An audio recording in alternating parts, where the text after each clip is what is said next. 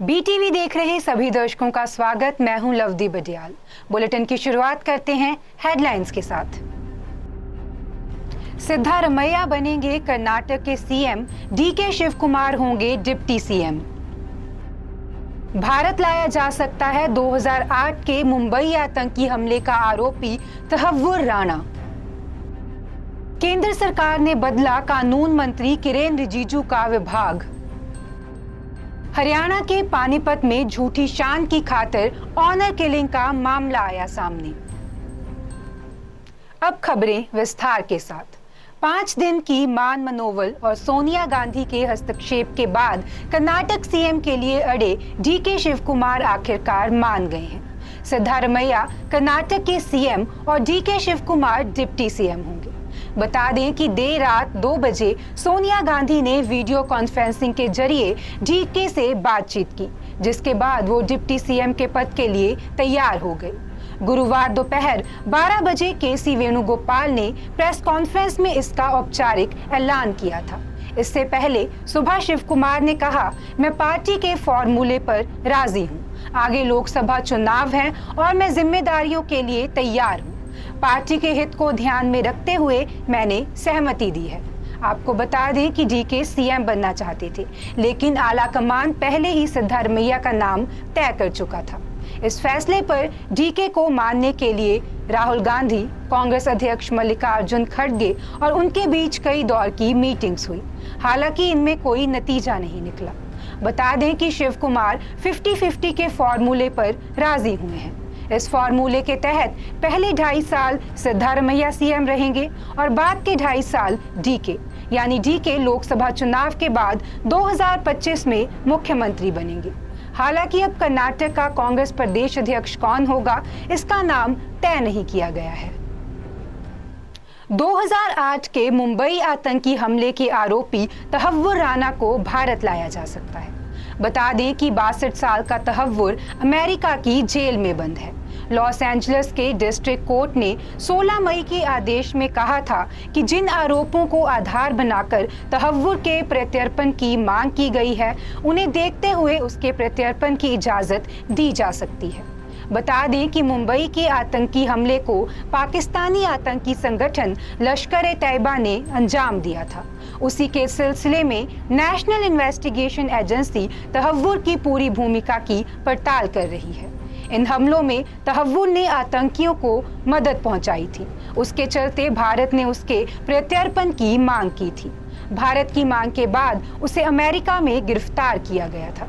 Court में सुनवाई के दौरान सरकारी वकीलों ने तर्क दिया कि तहव्वुर इस मामले के मास्टरमाइंड डेविड हेडली का बचपन का दोस्त है और उसे पता था कि हेडली लश्कर-ए-तैयबा के साथ मिलकर काम कर रहा है।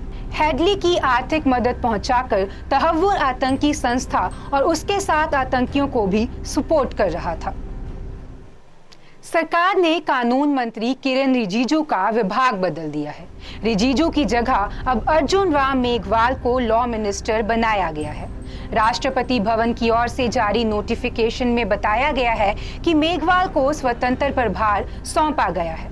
बता दें कि रिजिजू को रविशंकर प्रसाद की जगह पर जुलाई 2021 में कानून मंत्री नियुक्त किया गया था। बता दें कि रिजिजू जजों पर टिप्पणियों को लेकर सुर्खियों में रहे हैं और उन्होंने कॉलेजियम को लेकर कहा था कि देश में किसी को चेतावनी नहीं दी जा सकती। बता दें कि अब किरेन रिजिजू को अर्थ साइंस मिनिस्ट्री का चार्ज दिया गया है। मंत्रालय बदलने के साथ किरेन रिजिजू ने एक ट्वीट भी किया। उन्होंने लिखा कि पीएम नरेंद्र मोदी के मार्गदर्शन में कानून मंत्री के रूप में सेवा करने का सम्मान मिला। मैं CJI DY Chandrachud, supreme court के सभी जजों, हाई कोर्ट के सभी जजों, लोअर जुडिशरी और सभी कानूनी अधिकारियों को धन्यवाद देता हूं कि उन्होंने जनता के लिए न्याय को सरल बनाया। अब मैं बीजेपी के एक विनम्र कार्यकर्ता के रूप में अर्थ साइंस मिनिस्ट्री में भी उसी जोश के साथ काम करके पीएम मोदी के विजन को पूरा करने के लिए उत्सुक हूं। पूर्व मुख्यमंत्री राबड़ी देवी को ईडी ने दिल्ली स्थित अपने ऑफिस में तलब किया है। बता दें कि उनसे लैंड फॉर जॉब मामले में पूछताछ चल रही है। पूर्व मुख्यमंत्री राबड़ी देवी गुरुवार को ईडी के दफ्तर पहुंची। आपको बता दें कि लालू प्रसाद यादव, राबड़ी देवी और मीसा भारती इस मामले में जमानत पर हैं। जांच एजेंसियों को जैसे जैसे इससे जुड़े सबूत मिल रहे हैं, वैसे ही पूछताछ का सिलसिला जारी है। वहीं आरजेडी के मुख्य प्रवक्ता शक्ति सिंह यादव ने कहा कि एजेंसियां सक्रिय हो गई हैं। बिहार में भाजपा सत्ता से बाहर है, इसलिए ज्यादा एक्टिव है। जो भी बीजेपी के खिलाफ आवाज उठाता है, उनके खिलाफ जांच एजेंसियां तेज हो जाती हैं। उन्होंने कहा कि इस तरह की पूछताछ से कुछ हासिल नहीं होने वाला, क्योंकि जनता बीजेपी की हर चाल को बखूबी समझती है।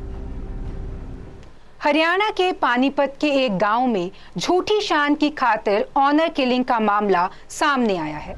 बता दें कि यहां नाबालिग बेटी के भागने पर नाराज परिजनों ने बेटी की हत्या कर दी।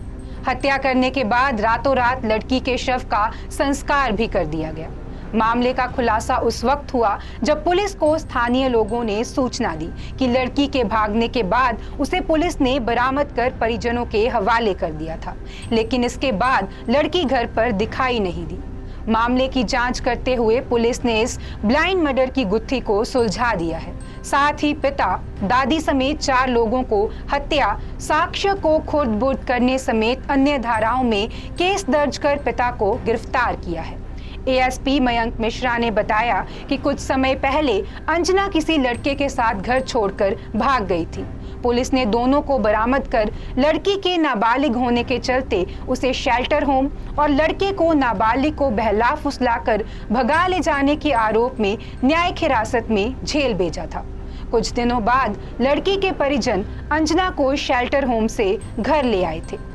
बुधवार को पुलिस को सूत्रों के हवाले से पता चला कि लड़की गायब हो चुकी है। जब गांव में जाकर इस बारे में गहनता से पूछताछ की गई तो पता चला कि लड़की के पिता ने अपनी मां और 2 अन्य के साथ मिलकर अंजना की चुनरी से गला लपेटकर हत्या कर दी है और बाद में उसका अंतिम संस्कार भी कर दिया था। सुप्रीम कोर्ट ने गुरुवार को आम आदमी पार्टी के नेता और पूर्व कैबिनेट मंत्री सत्येंद्र जैन की मनी लॉन्ड्रिंग मामले में जमानत याचिका पर सुनवाई की। जस्टिस एएस बोपन्ना और हिमा कोहली की बेंच ने मनी लॉन्ड्रिंग केस में सत्येंद्र की याचिका पर ईडी को नोटिस जारी कर जवाब मांगा है। बता दें कि सत्येंद्र जैन 31 मई 2022 से हिरासत में है।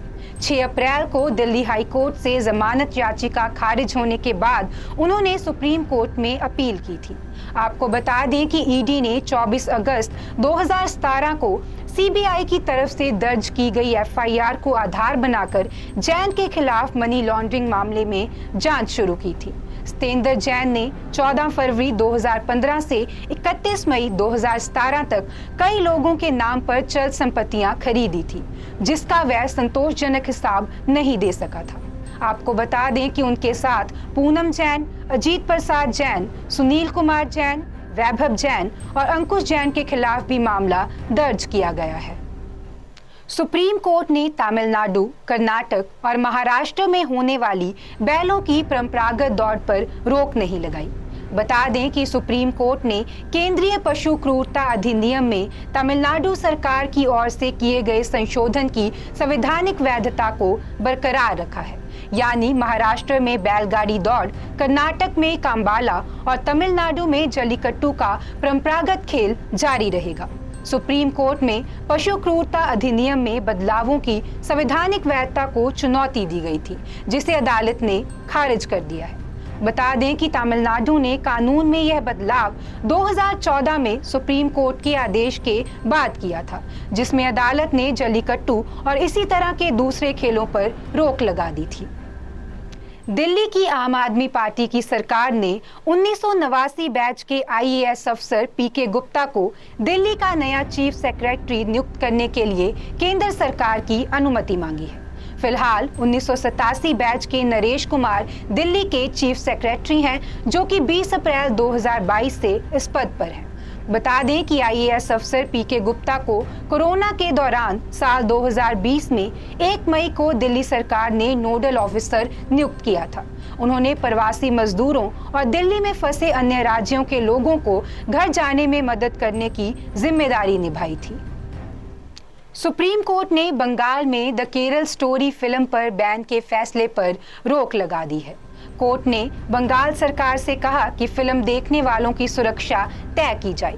सुप्रीम कोर्ट ने कहा कि फिल्म को सेंसर बोर्ड ने सर्टिफिकेशन देने के खिलाफ भी याचिकाएं दाखिल की गई हैं। इन पर सुनवाई से पहले हम भी यह फिल्म देखना चाहेंगे। अदालत ने कहा इस फिल्म में 32,000 महिलाओं के इस्लाम कबूल करने वाले आरोपों पर डिस्क्लेमर लगाया जाए और प्रोड्यूसर ये काम 20 मई को शाम 5 बजे से पहले करे। आप जनता की असहनशीलता और अहमियत देखकर अगर कानून का ऐसे इस्तेमाल करेंगे तो हर फिल्म का यही हाल होगा। राज्य का कर्तव्य है कि वह कानून व्यवस्था को कायम रखे। बता दें कि फिल्म पर पश्चिम बंगाल में सरकार ने जबकि तमिलनाडु में थिएटर ऑनर्स ने बैन लगाया था। कोलकाता और मद्रास हाई कोर्ट ने इस मामले में दखल देने से इनकार कर दिया था। बता दें कि सुप्रीम कोर्ट अब इन दोनों हाई कोर्ट्स के फैसले पर गर्मियों की छुट्टियों के बाद 18 जुलाई को सुनवाई करेगा। फिल्म द केरल स्टोरी की बात करें तो इसमें अलग अलग समुदाय की लड़कियों के इस्लाम में कन्वर्जन और उन्हें ISIS में शामिल करने की स्टोरी दिखाई गई है। वहीं मुस्लिम संगठन, मानवाधिकार कार्यकर्ता और कुछ राजनीतिक पार्टियां इसे इस्लाम और केरल को बदनाम करने वाली फिल्म बता रही हैं। आज के बुलेटिन में इतना ही। आप देखते रहें BTV, be positive, be yourself.